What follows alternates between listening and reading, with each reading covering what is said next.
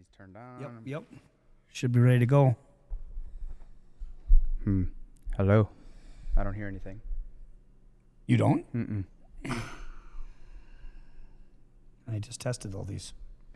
Da-da-da-da-da. Nothing. Nope. I don't hear No, they're always on. Okay, put those back on and then you tell me.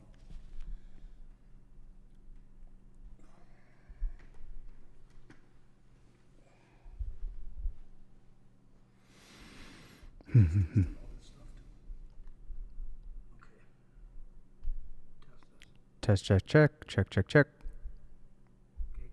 Check, check, check. Check, check, check. Nope. And I even record it. See, up. So it's coming out here. Yep, it's coming right? out. Oh, here. We'll just turn it up. Check, check. Oh, there it is. Yeah. Oh, and then you're the, yep. Check, Thank you. check. One, Wherever two. you want it. Check, 1, 2. Yes. All right. Yeah. It's not often I have a professional doing mic checks with me. Yeah. It's fun. It's good stuff. All right. I like. And I got the. I mean, I wouldn't call Video myself facing. a professional at the audio stuff, but Well, we have one of those guys. Don't be getting too humble on me here. All right. Do it with intensity or not at all.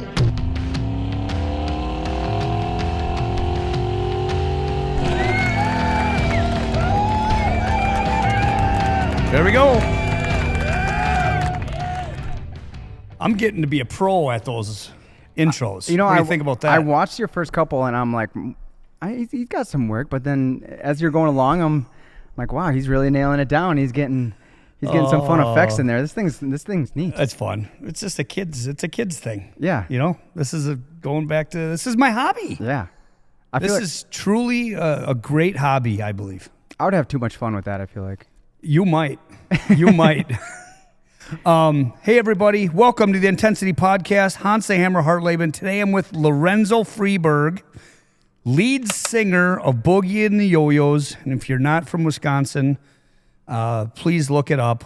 Phenomenal band and phenomenal entertainer. And he was gracious enough, made a nice long trip here. So much appreciate that. Oh, no problem. Also a fitness coach. Yes. What else you do? Lots of stuff. I like to dance. I like to obviously sing and draw. Anything artistic, I'm into. Yeah, you are an artsy guy. You are very good at video production too. And that's all the artists. It's like you have the eye. Yeah, I mean, growing up, I watched Rocky movies and like The Karate Kid and stuff like that, and I always loved the montages. They're getting trained, they're getting in the training montage, like that whole thing, the music, it gets you pumped up. And so as a kid, I would watch one of those movies, and then I would go in my own backyard and I would create my own workout for myself, and then like imagine myself pretending like I was in a montage. And it's the greatest entertainment. You don't need any toys. Yeah. You don't need toys for that. You know, and there's people that think that's cheesy stuff. Yeah. Right? The super high intellect. Yeah. That's cheesy montage, that Rocky. But you know what? Excuse my French, it fucking works. It does. It really does. And getting into my adulthood, cameras weren't of access, and things are expensive. Then cell phones started evolving, and I'm like, wow, there's all these different settings, and I started getting back into my own fitness, and I was like, I should just, for my own good, I should start recording my stuff and just see how far I'm coming along, so I can keep looking back like a year or two down the line and be like, where was I? Just to remind myself that what I'm doing is working and what I'm doing is right. What do you, when you're saying recording your stuff, what kind of stuff are we talking about here? My workouts. Okay. So whatever I'm doing, so I would do like a full workout or whatever, or at the end of every, say if I did like 3 sets, 4 sets of something, I'd record like my last set of something. And then I would take all that and I would go back to that montage frame of mind, and I would experiment on my phone with different apps, like find the best app. The best ones are the most intricate, so it's a big learning curve, teaching yourself and just getting the feeling of it. And then you start getting into lighting and stuff like that, and like, what can I do to make it more cinematic and more fun while I'm training? And something that I'm proud of that's artistic, also like recording my own fitness journey type thing. Well, and I see what you're doing. You're doing it for the audience. Yeah. You're doing it to give them an experience while they watch your video. Yeah. It's not, and I just feel like I know you a little bit that way, which I hardly know anything about you other than you're a phenomenal singer and fitness coach, okay? But I think I know you enough to know that you care more about the experience of the audience than yourself. Yes. It's important, because seeing other musicians growing up, before I was even a musician, I would see and pay attention to the production and like how it all came together, how the show came together to become the experience that you're experiencing. And so much intrigued me, and like, how can someone contribute to being a big part of the show? So like being the front man or the front lady or the guitarist, like watching how interaction happens within the stage and how the lights and everything work together. I just enjoyed all that stuff. Oh, that's the cool stuff with me too, and that's why I do have a problem watching a production now of almost any sort, because I'm thinking how they pulled it off, how they did it. Yes. That's green screen. Yeah. You know, like that, it almost ruins it. It's because there's a small percentage, I think, of people that when they go to a concert, they're seeing that B-roll, you know, like that stuff behind the scenes. They're not seeing what you're seeing. Yes. Yeah. They don't appreciate that. And I think it's probably better. They're just appreciating the final product. Right. And if you see the audience appreciating what you're doing and they're having a good time and enjoying themselves, then that gives you the good amount of validation of what you're doing it's satisfying. Like, okay, I've done my job and I've done it well. So if you see that reaction, that's what you're working for. Have you ever, we got to cover everything, and I'm just going to be squirrel for a while. Have you ever got on stage and did not get the reaction that you guys have thought? Like, has there ever been some surprise, like you're at a different, some weird town, or everything was different? Like, this is not par for the course. Lots of times. No kidding. Yeah. I mean, I've been in a band, in and out of bands for, this would be like my 20th or 21st year. So I started in a basement doing metal music. So we just played in the basement. Jamming. And from there it was like after hours, like a coffee house show or a pizzeria or something like that. And you work how many hours creating your own music, and you think it's pretty cool, and then you just get the blank stares. Or you've worked long and hard and you doing like an EP release of some sort, this is a true story, and then going to the venue and it's just the other band and like their girlfriends and like you. So like you're just, the bands are supporting each other and maybe one or two extra people there. And What's an EP release? an EP, there's like LP, EP, like okay. album, like small, like 3 or 4 songs on Gotcha. on something. Yeah. So you're doing that and you create this whole social media like build up to it, being like, we're releasing it. Kind of like if you're releasing a supplement, you kind of, you know, doing your thing, building it up, build it up, and then you go and release the product. So our release would be like, here's our show. You're going to see our stuff. We're going to have it for sale. And doing that, then yeah, that's happened. Where did that? How did that fall short? I mean, do you have for Boogie? You have a manager. Yeah, I mean, it hasn't really happened for Boogie. I'm sure Boogie has their own stories. I've been in the band for 4 going on 5 years. Oh, that happened quick. I remember you just took over. I know, it's like a blink, and I'm already this far in, and this was happening with like other bands that I've been in. Which I want to hear about those probably even more. Yeah. You know? I've experienced it all, every type of crowd.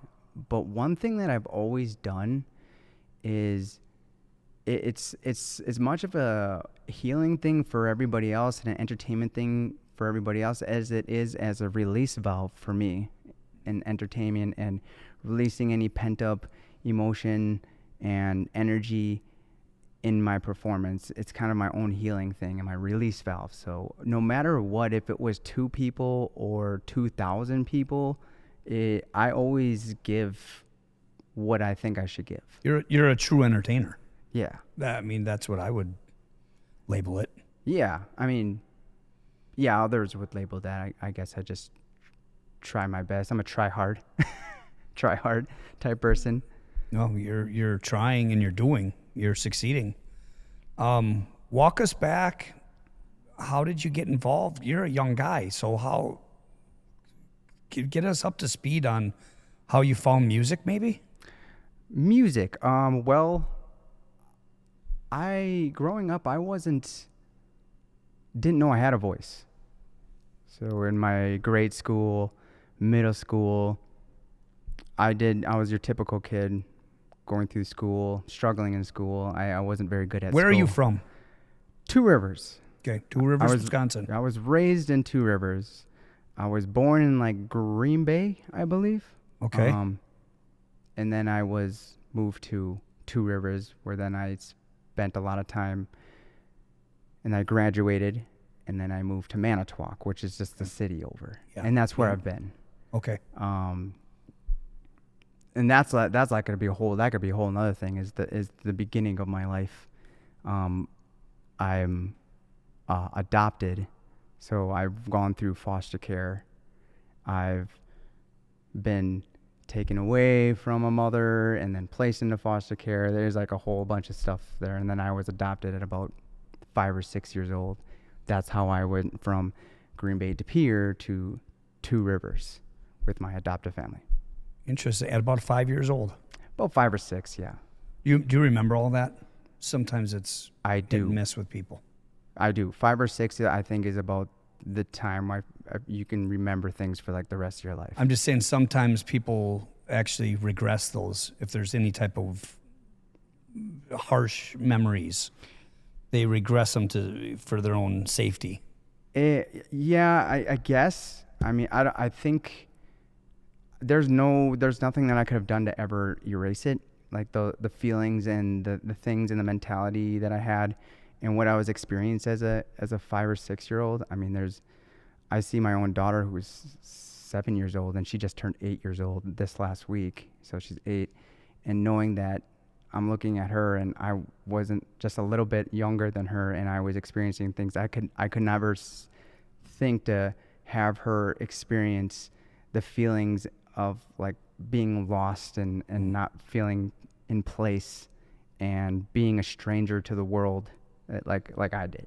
I don't think you ever could explain I don't think you can explain feelings, period. Right. And I would say that would probably, I don't want to say it is, but it's one of the many things that's kind of like the catalyst of a lot of upcoming trauma that came into my life. I mean, everybody has their own trauma, and I don't like to say like mine's worse or better than anybody else, but like everybody has their own story, and I guess it's just mine.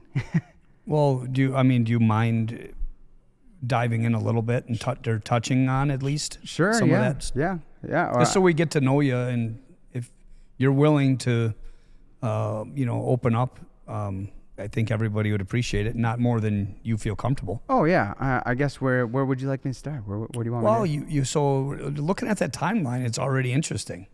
The adoption is an interesting start to life, right? Yeah, it's an experience. You got great parents right away.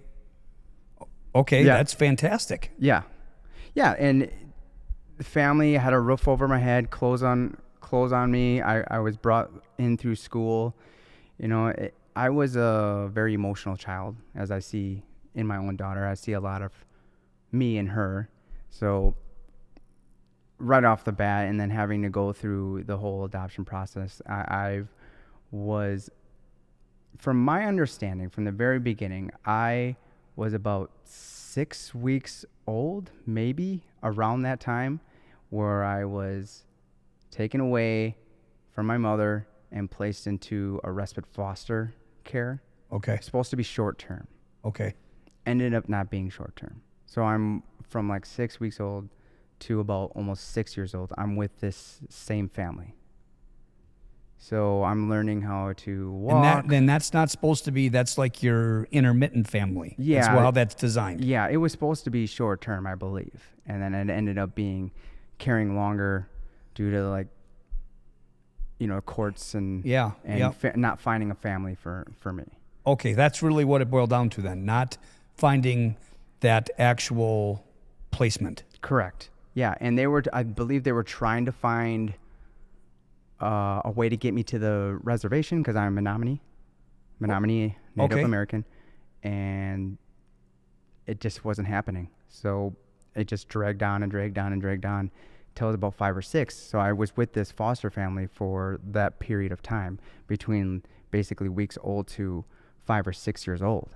So learning how to ride a bike, learning With the fosters. Yes. Learning how to walk, say my first words, learning how to read a book, all the things that you experience that's crucial in those years, those first years. What did the Menominee side of things have to do with this whole? You kind of tapped on that. I didn't catch that exactly. A tribal law, I think, Okay. is the parent has to be a certain amount, a certain percentage in order to adopt someone like myself. So not just a Caucasian person. Right, which is what this family was, foster family. Oh, the foster family's Caucasian, Correct. but in order to actually adopt, legal adoption, Yes. you had to find, or they had to find, Yeah. it could be a different tribe. Yeah. But what percentage? I never knew this. Well, yeah, it ended up being my adopted father, so my father is Menominee. So Okay. he's enrolled in the Menominee tribe, and Awesome. that's how my adoptive family was able to adopt me. Okay. And it was just Wow. it was just like this. Well, no wonder it took so. I mean, I wouldn't know how that works exactly, but I mean that would explain finding, because you have a smaller market. Yeah. It's hard, and I believe they were trying to put me on the reservation. Okay. With another Native family. Okay. And there's no snakes, nobody was taking me, I guess, and it went all the way up to 5 or 6 years old until Got it. all of a sudden, out of nowhere, this family was like, Came knocking. yeah, Basically. right, yeah, and then How did that go?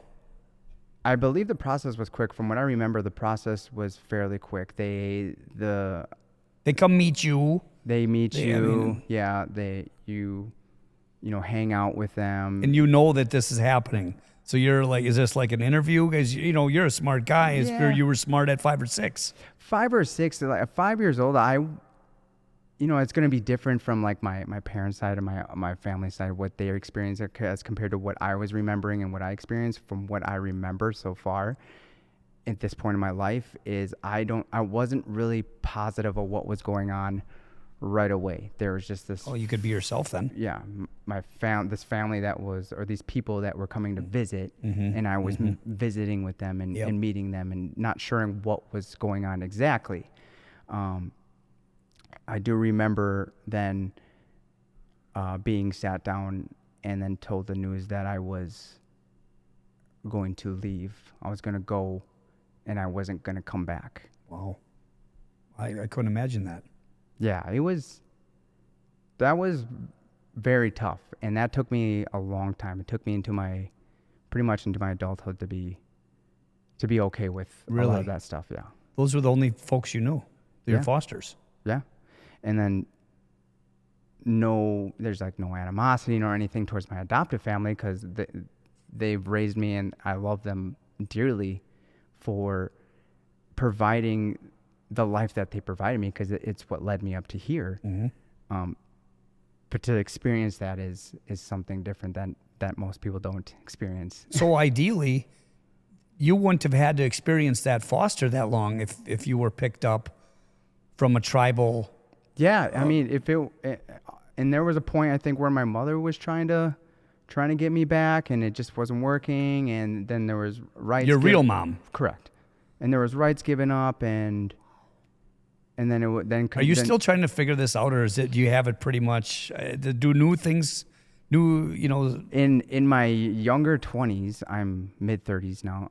In my younger 20s, I decided to try to figure it out, just so in future, if I ever had a child, like I do now, that if they were interested in Daddy's story and where his family and what's part of her and what's her family tree. Because I remember going through school, like high school, and being in sociology and having to do like a family tree, and like that was like, what do I do? You got branches everywhere. Like, what do I do? Like my mom, my adoptive mom's side, my adoptive dad's side, and my dad has his own story of struggle that's similar but different from mine as well. Growing up, group homes and such.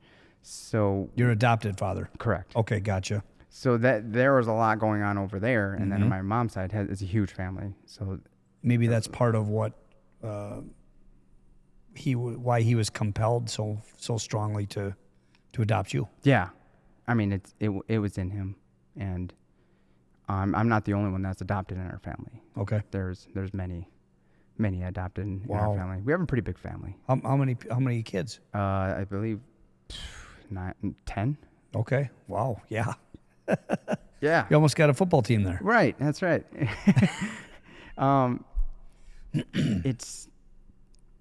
It's quite the experience, and it's hard to like ball it up and explain it. Like, Yeah, so many people have so many different questions, and I'm always okay with answering. Yeah, and I'm prying. I am trying to figure. Now I do have a good idea. I Yeah. can visualize.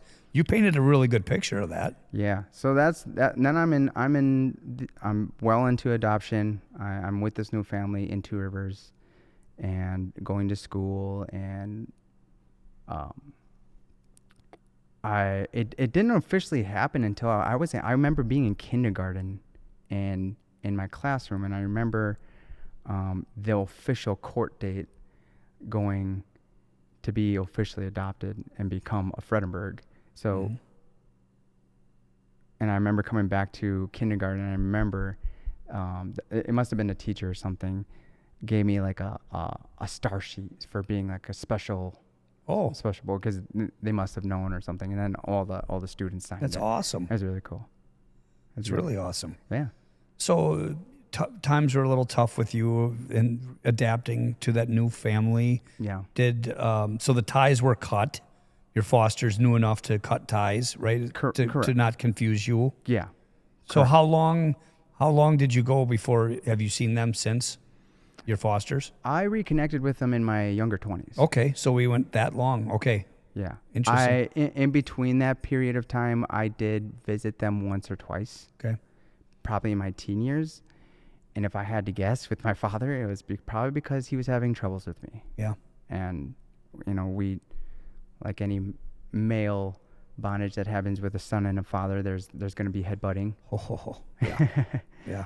I can relate to that. So I'm sure there was periods of time, and I remember that I wanted to talk to them as well. But you were a perfect kid, probably. Oh yeah, of course. Perfect. We all were, right? I was. I don't know what was wrong with me. Wow. All right. So you're making you're adapting to a completely different family. Yes, and That you never thought you'd have to do. Yeah. Really, you didn't know about all that. And I felt alone, but at the same time, I wasn't alone because I wasn't the only one in the family that was adopted. So I wasn't the only one experiencing That's huge. my own adoption story, so to speak. So did you find, I want to say love, with your new adopted brothers, sisters? Yeah, I would call them my brothers and sisters. You heard it a million times. Blood is not always family. So Exactly. they might have not been blood, but they are my family. Yeah, I just don't know. I'm stumbling because of the terms. I want to get these terms, correct. Yeah. But yeah. And then there was foster sisters when I was in foster care, foster sisters, foster brother, foster parents, adoptive sisters, adoptive brothers. Yeah. got it. So they brought you some comfort. Yeah. I mean, we all got along and we grew up together like normal kids and went to school. Nothing was totally out of the ordinary that way, other than we had this shared experience that we were in one family, and then, we had this transitional period, and now we're here together doing it and growing up. Okay, so speed us up into the shaking and baking times. Were those late teens? There were definitely teens, early teens, like going into my teens. I've had a lot of emotions at that point in time, because you're going through your changes, and you butt heads. Mm-hmm. Personalities butt heads, and I don't know if I was much of a strong personality as much as my dad's a very stern, strong, tough. Oh, good to know. And I really appreciate that, because I get a lot of that from him, and I appreciate that from him because it teaches me. He's taught me about not giving up and keeping it going. And there's duties that we have to do in life, and there's no and ifs or buts. Like, it's got to get done. And that's that strong-willed mentality. Everyone's like, "Wow, you have a strong will." I'm like, you can thank my father for that. Like, he's taught me that. And I have a lot of other emotions that go on and during this period of time, and I just don't know if he knew how to really communicate or handle it. Or my mother. My mother is a saint. She deals with everything, and she's in the background, kind of just hanging on and being that motherly. That rock. Yeah. And we ended up arguing a lot, and like any other kid in their teen years, and I started withdrawing a lot because I didn't know what to turn to, who to turn to, again, because I felt like I was alone. I felt this loneliness most of my life. And what made you feel alone at that stage of the game, so to speak? It felt like I didn't belong, and I come to find out that after all these years, and now into my 30s, I'm really putting it back down to mental health. Like, I was experiencing like depression and like bipolar. Like I experienced that. That's what I have. I'm diagnosed that. I don't like to make that my being, like that's who I am. No. Because I feel like you can control anything as long as you have the will to do it. So I don't let that define me. But that was something I think that was in me that I didn't know, or I don't think anybody knew what was going on at that point. And it was just myself and everybody around me combating this thing that was in my mind going on. So I would go through manic and depression and being reckless, and then feeling really sad and withdrawn, and feeling alone and not like I belong. And then all the things that led up to that time, from birth to teen years, like it, in my mind, it just reinstated even harder that, maybe I don't belong. Like I feel like where do I belong? You start trying to figure everything out. Like, where's my place in this world? That's tough. And depression gets deep. And then so the only way I could escape at that point, like many people, is start experimenting with drugs and alcohol. So in my young teens, that's what it was. It was pills at first. Like narcotic.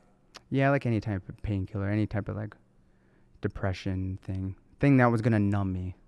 Like I would experiment with. And occasionally alcohol at that point. It wasn't a big thing for me at that point. It added to what I was trying to get to, which were a lot more of the pills and stuff. And it all came to a head at like 15, 16 years old. It's young still. Where I took a I took a pretty good cocktail, and I don't remember much that night. I remember trying to stay at a friend's house, and obviously I had to ask my parents, and my dad heard me on the phone and was like, get your ass home. Somehow I got home, and yeah, we got into a scuffle, Okay. and I did not win. Yeah. But I think at some point he realized that I was a little too far gone. Yeah. So they were Past worried. the fighting stage, Yeah. not, Yeah. past discipline even. Yeah, it was a point where they would have to address the issue before we get to the discipline. Yeah. So Yep. going to the hospital, and that was a good, Oh, good for him. good hospital trip, and waking up the next day still feeling. Get your stomach pumped and any of that? Yeah, or- I don't even remember what really happened. I remember going to the hospital, coming home, sleeping for a long time, and waking up and still feeling like out of it for like a day I'm sure. or two. Yeah. Would you say that was that one instance? Was that an attempted suicide? I don't think it wasn't. I remember being asked why in the hospital, and I remember just saying like, I don't know, I feel sad, and I don't think it was. I didn't feel like I needed to go, but I was someone who was like, I want to numb what's going on in my brain, and I was. Because if you feel good with it, Yeah. I want to feel even better. Right. And you push and you push and you push, and that's where I think where addiction was kind of in my brain, that was like peeking its head out at that point. And it didn't come fully until obviously my adulthood. To me, it was just, I wanted to disappear. Like I wanted everything to just be numb, gone. I wanted to escape what I was feeling, what I was thinking. It's just all these thoughts in my head. Like in here, it's dangerous. So when it gets too loud in there, there was only one way to like silence it in my head. And sometimes, and that one incident went too far. Like, But then alcohol worked too. Is Yes. it easier to get, better feeling, more of a buzz? I think- what was it with alcohol? I think it was what I was looking for, that loss of inhibition, that dopamine, endorphins, and depression, that depressive feeling where it's just making you lose all your inhibitions and you feel ready to like